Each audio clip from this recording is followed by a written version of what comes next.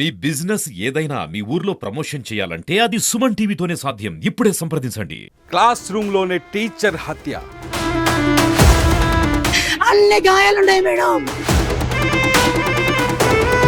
Sketch వేసి హత్య చేసిన విద్యార్థులు. ఎవరైనా టీచర్స్ వెనక పక్క నుంచి ప్రోద్బలం లేకుండా వాళ్ళు కొట్టింటారా? గుంపుగా కొట్టి చంపేశారు. ఈరోజు నా జీవితాన్ని చీకటి చేస్తారు సార్.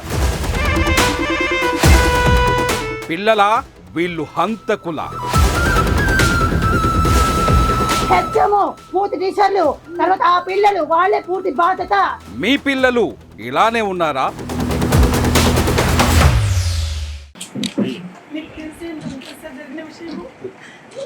చంపించాను టీచర్లందరూ కలిసి మా భర్తలో తలుపులు క్లోజ్ చేసి బయటకు రాని కూడా చంపించాను సార్. ఈ సిబాతు రెహమాన్ అనే అతను అలీ కాపాడడానికి ఇట్లా చేస్తున్నాడు సార్. ఇప్పుడు కూడా సార్ సిబాతు రెహమాన్ ఏదో సంథింగ్ యూనియన్ లో ఉన్నాడు సార్. అలా అని అలీ వచ్చేసి వాళ్ళ బావ అవుతాడు సార్. అక్కడ చేయబడతాను అతను ప్రొటెక్ట్ చేయడానికి వీళ్ళంతా కూడా మళ్ళీ ప్లాన్ వేస్తుంటే నాకు ఇన్ఫర్మేషన్ జస్ట్ వచ్చింది సార్ మా టీచర్స్ దగ్గర నుంచి.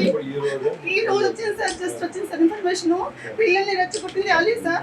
నాకు ఎవరో వేరే టీచరు అక్కడ నాకు పిలిచి ఈ నేమ్స్ ఇచ్చి వెళ్ళినారు సార్. వీళ్ళు ముగ్గురే మేడం మీ సార్ చంపించింది, పిల్లల్ని ప్రొవోక్ చేసి చంపించినారు అని చెప్పినారు సార్. ఎవరిని చెప్పినారు దయచేసి నేను పేరు నేను చెప్పను, నా మనిషి నేను కనబడిన మేడం అని చెప్పాను సార్. ఇలా చేశారు సార్. సార్ కలెక్టర్తో కూడా మాట్లాడినా రూమ్ సర్టిఫికేట్ కూడా అంటే మేము చెప్పకూడదు, రిలీజ్ చేస్తారు రూమ్ సర్టిఫికేట్. కానీ వాళ్ళని వాళ్ళు కనీసం ఆ ఉద్యోగం సార్. టీచర్ లోకానికి వాళ్ళు కలెక్టర్ సార్. వాళ్ళు ఒక టీచర్లుగా ఉండే వాళ్ళు మా పక్షమని నేను చెప్పను, న్యాయం ధర్మం పక్షం నిలబడింది సార్. మా ఆయనకి నేను ఈడ కూర్చొని ఉంటాను, మీరు ఇదే ఉంటాయి. అమ్మ లోకేష్ నమ్మ మాట్లాడేది. నమస్తే సార్, చెప్తున్నారు సార్. సార్ నమస్తే సార్. అమ్మ నమస్కారం. మీకు తెలిసి ఉంటుంది కదా సార్.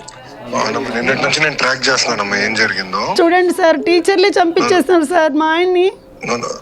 సార్ ఆ స్కూల్లో ఉన్న ఇద్దరు టీచర్లు సార్ చంపించేస్తున్నారు సార్ మా ఆయన్ని. దయచేసి మీరు ఎంక్వైరీ చేయండి సార్ ప్లీజ్, ఏమనుకోకుండా సార్. సార్ 100% అమ్మా ఎంక్వైరీ చేస్తాము. దీని వెనకాల ఎవరెవరు ఉన్నారో మొత్తం రాబడతాం తల్లి, ధైర్యంగా ఉండమ్మా. సార్ మా ముఖ్యమంత్రి గారికి ఉపాధ్యాయులు అంటే బాగా ఇష్టం సార్. ఇది ఉపాధ్యాయుల ప్రభుత్వం అనే విషయం నాకు బాగా తెలుసు సార్. నాకు అందులో ఇంకొకటి, నేను టీచర్ ట్రైనింగ్ చేసేది చంద్రబాబు నాయుడు, శ్రీమతి నారా చంద్రబాబు నాయుడు ముఖ్యమంత్రి గారు ఇప్పుడున్న ముఖ్యమంత్రి గారు పాఠశాలలో నేతాజీ నెహ్రూ తిరుపతిలో ఆయన చదివిన స్కూల్లోనే నేను ట్రైనింగ్ చేశాను సార్. మన ముఖ్యమంత్రి గారు చదివిన స్కూల్లోనే నేను ట్రైనింగ్ చేశాను సార్. అవును సార్. మీరు టీచర్ అమ్మా? అవును సార్, నేను టీచర్ సార్. మీరు ఎక్కడమ్మా, ఏ స్కూల్? నేను Rayachoti girls high school sir. Rayachoti girls high school చెప్తున్నాను సార్. మన ముఖ్యమంత్రి గారు చదివిన స్కూల్లో నేను టీచర్ ట్రైనింగ్ చేశాను సార్ నేను.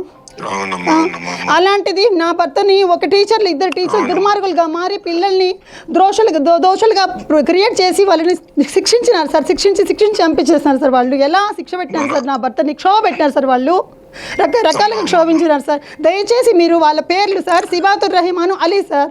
మీరు దయచేసి మీరు అవును సార్ ఇచ్చినాను సార్. సారు నాకు పూర్తిగా మాట ఇచ్చినారు సార్.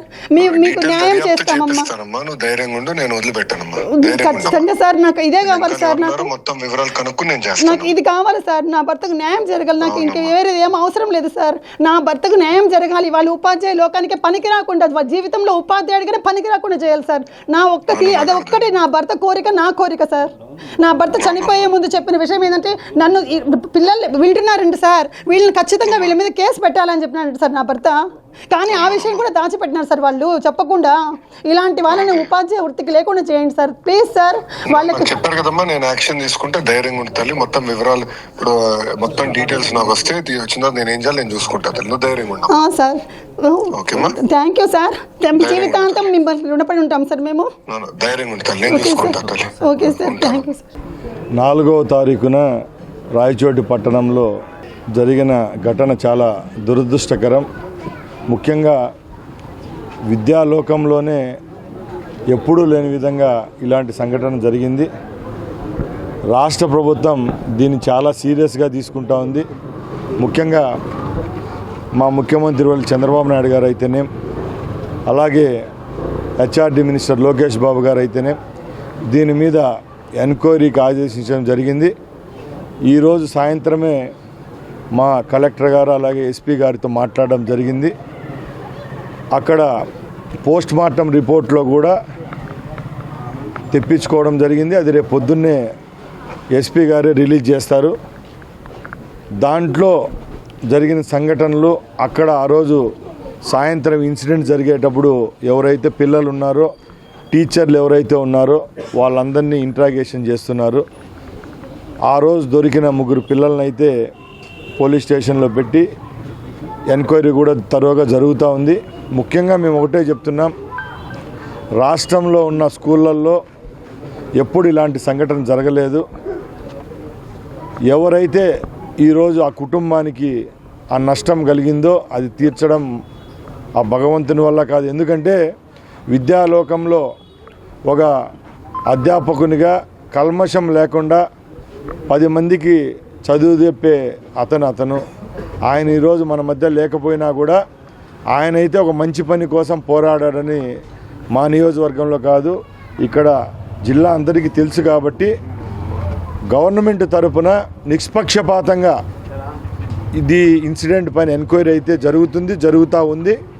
అతి త్వరలోనే అక్కడ ఆ సంఘటన చేసిన వాళ్ళే కాదు, ఆ సంఘటనకు ఎవరైతే ప్రోత్సహించినారో, ప్రోద్బలం ఇచ్చినారో వాళ్ళపైన కూడా సస్పీషియస్ వ్యక్తులు ఎవరైతే ఉన్నారో వాళ్ళ మీద కూడా కంప్లైంట్ ఇవ్వడం జరిగింది. ఇప్పుడే అన్నమయ్య జిల్లా ఎస్పీ గారితో కూడా మాట్లాడాం. అలాగే ఇక్కడ ఉన్న వాళ్ళ సతీమణి గారితో మాట్లాడి ఎవరిపైన డౌట్ ఉంటే కూడా చెప్పమన్నాం. వాళ్ళు ఒక 2-3 పేర్లు చెప్పడం జరిగింది. అవి కూడా తరో ఎంక్వైరీలో అతి త్వరలోనే తేలుతాయి. మేము చేతులు జోడించి అధ్యాపకులకు ఒకటే చెప్తున్నాం, మీ దయ వల్ల మీ పాత్ర కూడా కూటమి ప్రభుత్వం అధికారంలో రావడానికి పాత్ర ఉంది. కాబట్టి మీ రుణంలో ఈ ప్రభుత్వం ఉంది.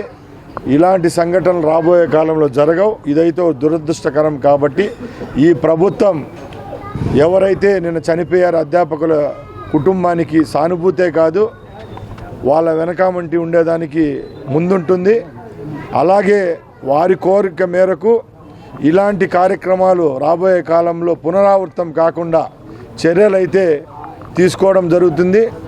ఈ రాష్ట్రంలోనే రాబోయే కాలంలో ఇలాంటి సంఘటనలు పాల్పడాలనే ఊహ కూడా లేకుండా ప్రభుత్వం అయితే చర్యలు తీసుకుంటుందని రాష్ట్ర ప్రభుత్వం ద్వారా నేను ఇక్కడ మీ దగ్గర తెలియజేసుకుంటున్నా. జై హింద్. మేము ఒకటే చెప్తున్నామండి, ఈరోజు మేము విద్యార్థులకు వ్యతిరేకం కాదు, అలాగని ఇక్కడున్న అధ్యాపకులకు వ్యతిరేకం కాదు.